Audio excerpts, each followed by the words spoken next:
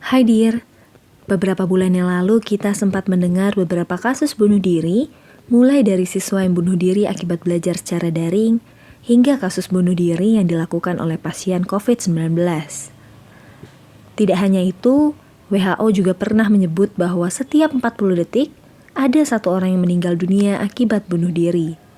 Lalu, kenapa ya hal itu bisa terjadi? Orang yang memutuskan untuk bertindak demikian pasti memiliki gangguan pada mentalnya, baik itu disadari maupun tidak. Jika kamu telah menyadari bahwa ada gangguan pada mentalmu, segera minta pertolongan tenaga profesional ya, Dir. Namun, jika kamu merasa bahwa kamu tidak memiliki gangguan mental, kamu juga harus tetap waspada. Karena tidak memiliki gangguan mental bukan berarti kamu tidak akan pernah memiliki gangguan mental. Jika kamu memiliki tanda-tanda atau gejala-gejala gangguan mental, segeralah untuk pergi menemui psikolog ya, Dir. Lalu, apa saja sih tanda-tanda bahwa kita butuh pergi ke psikolog? Simak videonya sampai habis ya, Dir. Melakukan konsultasi ke psikolog harus dilakukan ketika kamu merasa ada gangguan pada mentalmu. Tapi, apa saja tanda-tanda kita butuh pergi ke psikolog? Yang pertama adalah merasa kewalahan.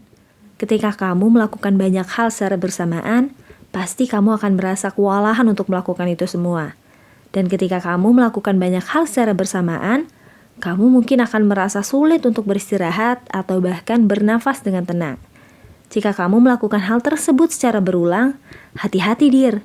Kewalahan tersebut bisa membuatmu stres dan dapat menyebabkan masalah kesehatan fisik dan mental yang serius. Yang kedua adalah merasa lelah berlebihan. Kelelahan yang berlebihan merupakan gejala fisik yang bisa disebabkan oleh gangguan kesehatan mental. Kelelahan yang berlebihan ini bisa menjadi indikasi salah satu gangguan mental, yakni depresi.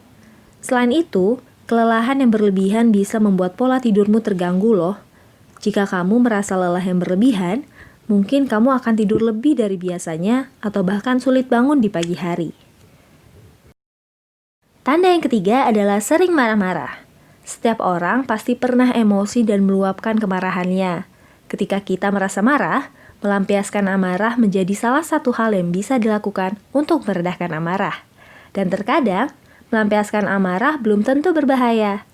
Namun, jika kemarahan tersebut membuatmu melakukan tindakan kekerasan dan kamu sulit untuk mengatasinya, ada baiknya kamu segera menemui tenaga profesional. Selanjutnya adalah sering merasa takut dan cemas. Perasaan takut dan cemas merupakan hal yang wajar dialami oleh manusia. Namun, sering merasa takut dan cemas bisa menjadi tanda bahwa ada gangguan pada mental kamu. Perasaan takut dan cemas berlebih, jika tidak segera ditangani bisa menghambat aktivitas keseharian kamu loh. Bisa jadi kamu memiliki gangguan mental yang tidak kamu ketahui. Yang kelima adalah merasa apatis dan tidak memiliki minat apapun. Pada umumnya, manusia pasti memiliki hal-hal atau hobi yang mereka sukai. Namun, jika kamu tiba-tiba merasa kehilangan minat terhadap semua yang pernah kamu sukai sebelumnya, atau bahkan aktivitas sehari-hari, bisa jadi kamu butuh untuk pergi ke psikolog. Karena kehilangan minat pada aktivitas biasa, lingkungan sekitar, atau kehidupan secara umum dapat mengindikasikan gangguan kesehatan mental seperti depresi atau kecemasan. Tanda yang selanjutnya adalah merasa putus asa. Kehilangan harapan atau motivasi atau bahkan memiliki perasaan seolah-olah kamu tidak punya masa depan dapat mengindikasikan depresi atau gangguan mental lainnya. Merasa putus asa dari waktu ke waktu, terutama setelah masa sulit, bukanlah hal yang aneh. Namun, jika perasaan tersebut terus berlanjut, itu bisa mengarah pada pikiran untuk bunuh diri.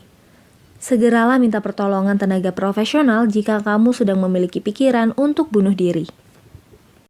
Tanda yang terakhir adalah menarik diri dari lingkungan sosial. Banyak orang yang merasa lebih baik ketika mereka bisa menghabiskan beberapa waktu untuk menyendiri. Bahkan orang introvert mungkin membutuhkan lebih banyak waktu untuk menyendiri daripada orang lain.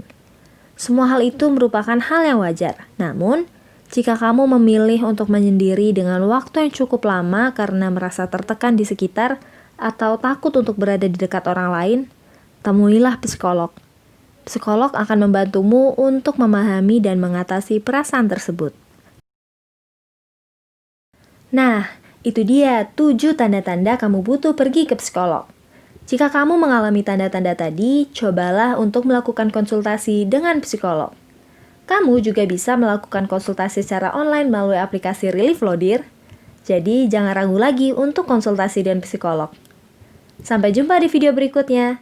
Jangan lupa klik tombol like, subscribe, dan tombol lonceng untuk mendapatkan notifikasi video terbaru dari Relief.